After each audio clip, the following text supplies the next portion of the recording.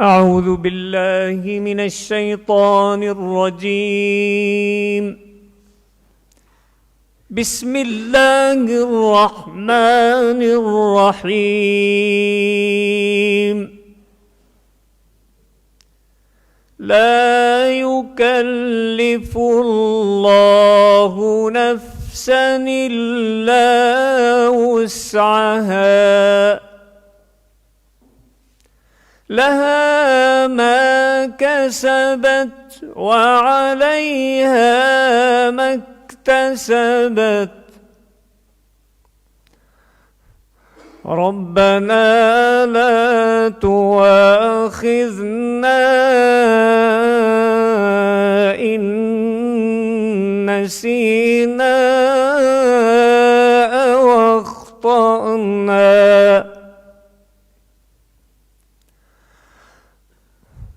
ربنا ولا تحمل علينا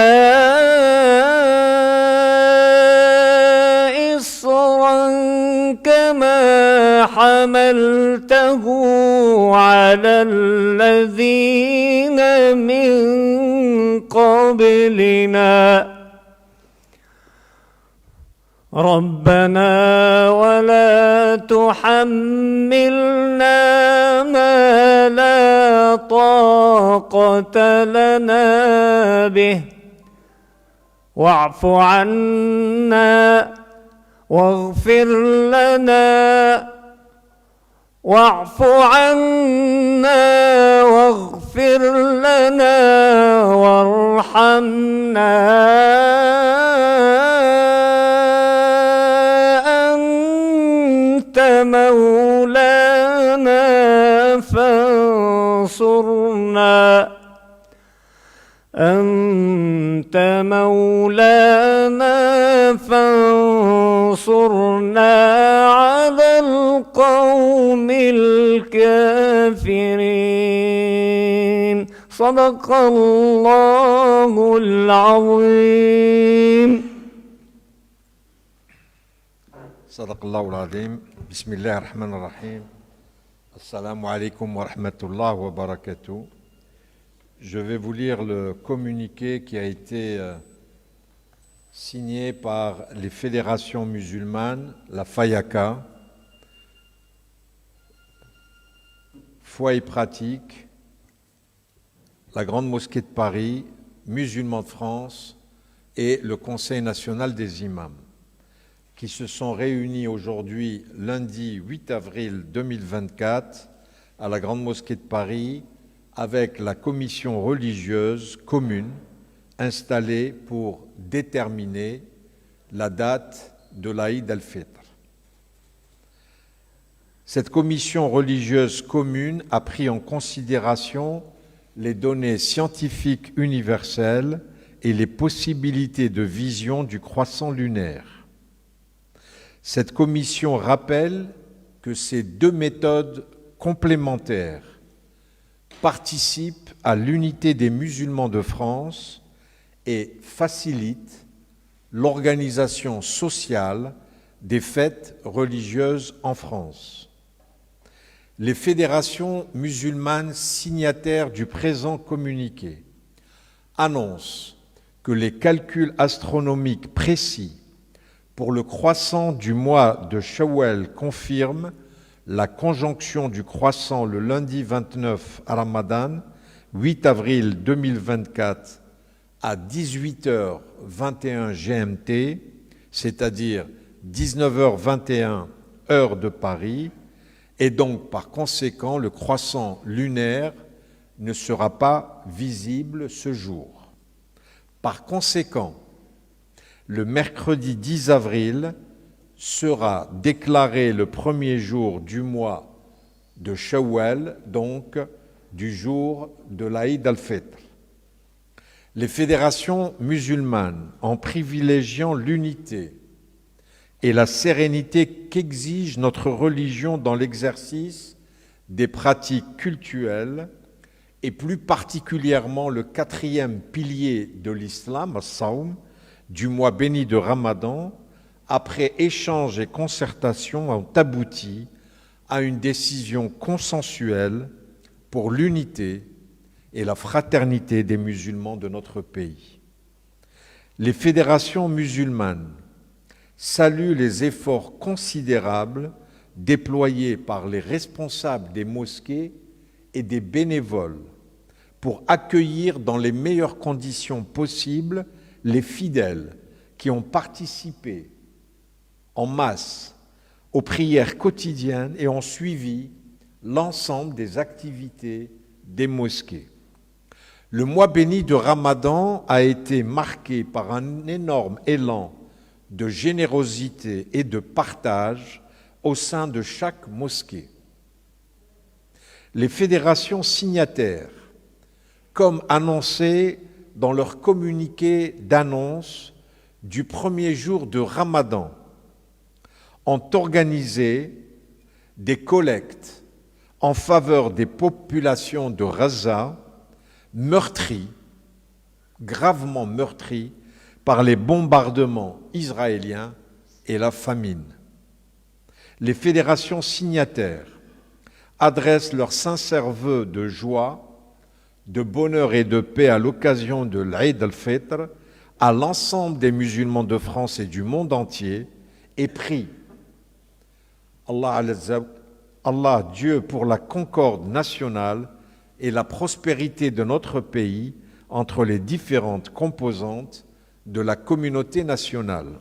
On signait donc ce communiqué la Fédération française des associations islamiques d'Afrique, des Comores et des Antilles, la FAYACA, la Fédération nationale de la Grande Mosquée de Paris, l'Association musulmane de France, l'Association Foi et Pratique et enfin le Conseil national des imams. À cette occasion, je vous souhaite un bon Aïd, Aïd al-Fitr al-Karim, et bonne fin de ce Ramadan. Et je suis avec les autres fédérations, je ne sais pas si vous voulez prendre la parole.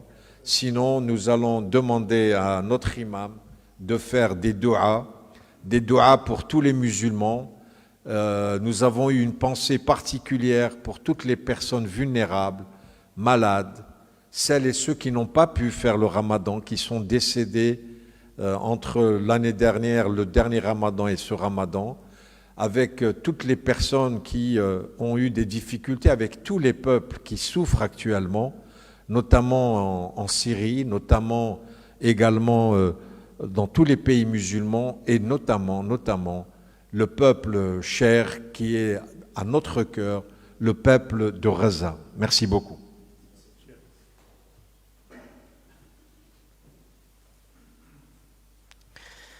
اللهم لك الحمد بالإيمان ولك الحمد بالإسلام لك الحمد على كل نعمة أنعمت بها علينا في ليل أو نهار اللهم اقسم لنا من خشيتك ما تحول به بيننا وبين معصيتك ومن طاعتك ما تبلغنا به جنتك ومن اليقين ما تهون به علينا مصائب الدنيا ومتعنا اللهم بأسماعنا وأبصارنا وقواتنا أبدا ما أحييتنا رب آت نفوسنا تقواها وزكها أنت خير من زكاها أنت وليها ومولاها اللهم يا مقلب القلوب ثبت قلوبنا على دينك ويا مصرف القلوب صرف قلوبنا إلى طاعتك ربنا آتنا في الدنيا حسنة وفي الآخرة حسنة وقنا عذاب النار ربنا لا تزغ قلوبنا بعد إذ هديتنا وهب لنا من لدنك رحمة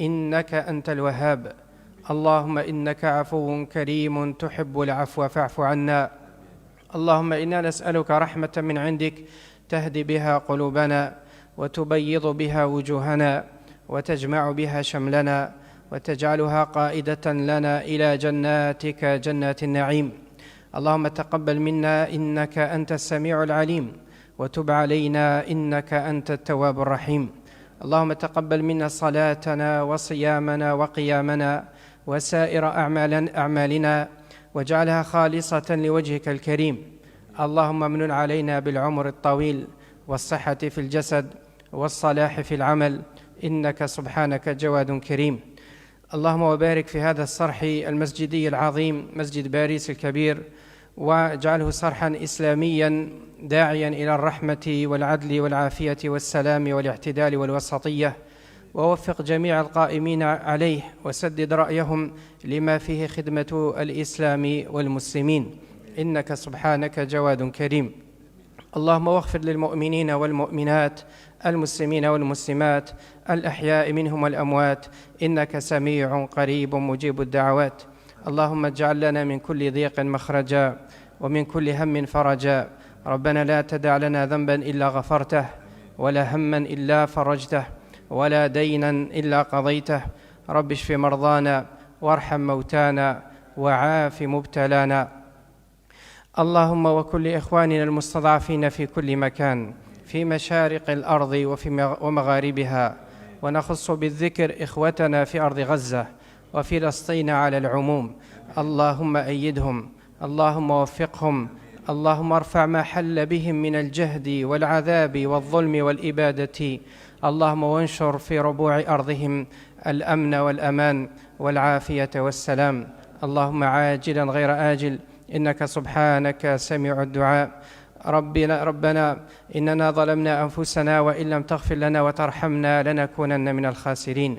اللهم واختم لنا هذا الشهر العظيم برضوانك والفوز بجناتك والعتق من نيرانك.